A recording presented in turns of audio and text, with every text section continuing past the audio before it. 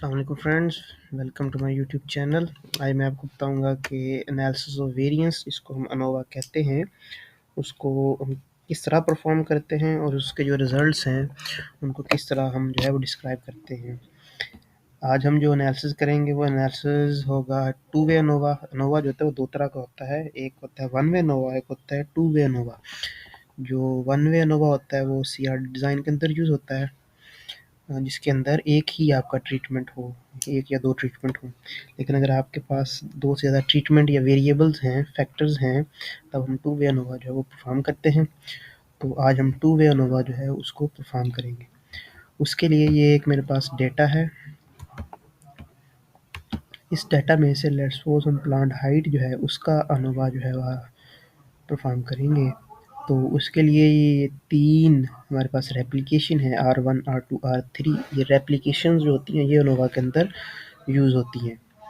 तो first of all हमें जो डाटा है उसको अरेंज करना है। सॉफ्टवेयर के लिए हम स्टैटिस्टिक्स 8.1 से जो है इसका अनोवा निकालेंगे।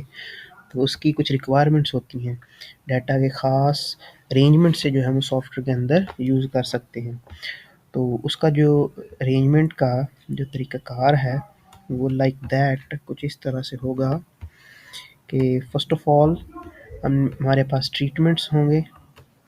ट्रीटमेंट्स के बाद हमारे पास जीनोटाइप है, जीनोटाइप के बाद हमारे पास रेप्लिकेशन है, फिर हमारे पास हमारा ट्रेट है।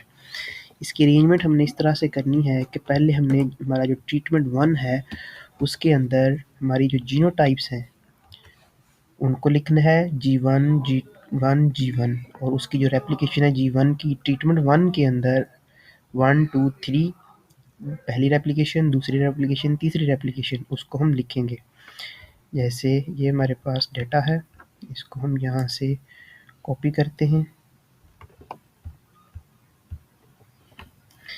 ये हमारा डाटा है, इसको हमने इधर पेस्ट किया। पेस्ट करने के लिए इसको हम करेंगे ट्रांसपोज पेस्ट। ये हमारे पास क्या हो गया, ट्रांसपोज डाटा पेस्ट हो गया ट्रीटमेंट 1 का। उसकी तीनों रेप्लिकेशन हमने उठा के ट्रांसपोज पेस्ट कर ली। कैसे करते हैं, यहाँ से यहाँ पे होगा। अगर ये ऑप्शन नहीं आ रहा आपके पास तो आपने क्या करना है, यहाँ स्पेशल पेस्ट के अंदर जाएंगे तो यहाँ पे ये ट्रांसपोज का ऑप्शन मौजूद होता है। इस तरह से पेस्ट करने के बाद अब हमारा जो कॉलम होगा वो कैसे बनेगा, उसके अंदर पहले सबसे पहले हमने क्या लिखना है, ट्रीटमेंट टी और टी हमारे पास। फिर क्या होगा, हमारे पास जीनोटाइप होगा, GENO, जीनो कोई नाम आप रख सकते हैं यहाँ पे। जीनोटाइप, जीनोटाइप के बाद हमारे पास क्या होगा, हमारी रेप्लिकेशन। रेप्लिकेशन के बाद हमारा वो जो ट्रेट, जैसे ये क्या है, प्लांट हाइट है हमारे पास। यहाँ पर हमने रेप्लिकेशन 1, फिर हमारे पास रेप्लिकेशन 2, फिर रेप्लिकेशन 3, इसी तरह 1, 2, 3, 1, 2, 3, 1, 2, 3, ये चीज़ हमने करनी है। ये ड्रैग नहीं होगा, इसको इस तरह पेस्ट करते जाएं। इतने आपकी जीनोटाइप है। यहाँ पे क्या होगा, जीनोटाइप 1, 1, 1 जीनोटाइप है। ये क्या होगी, 2, 2, 2 जीनोटाइप है। ये क्या होगी, 3, 3, 3 जीनोटाइप है। ये क्या होगी, 4, 4, 4, 5, 5, 5, 6, 6, 6, ये 6 जीनोटाइप्स हैं। ये क्या है, हमारी लेट्स सपोज हमारे पास 6 जीनोटाइप्स हैं। तो ये क्या हैं, ट्रीटमेंट 1, 1, 1, 1, 1, 1, ये 1 ट्रीटमेंट है। ठीक है, ये सारी पहले ट्रीटमेंट की है। ठीक है, इसके आगे हमने ये क्या है, ये वाला जो है हमारा, ये पेस्ट करते जाना है। ये चीज़ हम इस तरह पेस्ट करते जाएंगे।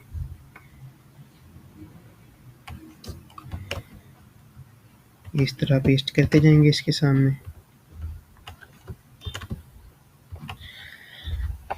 ये हमारा ट्रीटमेंट 1 हो गया। फिर इसी तरह हम इसके सामने ट्रीटमेंट 2 शुरू करेंगे, फिर ट्रीटमेंट 3 शुरू करेंगे, इसी तरह। ठीक है, ये ट्रीटमेंट शुरू करने के बाद ये मेरे पास एक अरेंज्ड डाटा है जिसको मैंने अरेंज किया होगा इसी तरह।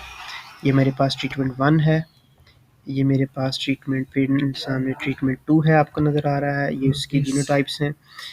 ये इसी तरह मेरे पास डाटा अरेंज कर लिया है मैंने 20 जीनोटाइप्स का। ठीक है, इसको जो है मैं यहाँ से सिलेक्ट करता हूँ डाटा को। ठीक है, इसको इसके वो स्टार्ट करने कंट्रोल शिफ्ट प्रेस करेंगे और एरो डाउन, इसको करेंगे एरो यहाँ पे रख के कंट्रोल शिफ्ट एरो राइट और डाउन, कंट्रोल सी करेंगे। मैं जाऊंगा अपने 8.1 के अंदर, 8.1 के अंदर जाने के बाद यहाँ पे मैं इसको कंट्रोल पी पेस्ट कर दूंगा। पेस्ट करने के बाद मैं जाऊंगा लीनियर मॉडल में, लीनियर मॉडल में जाने के बाद यहाँ पे एनालिसिस ऑफ वेरिएंस है।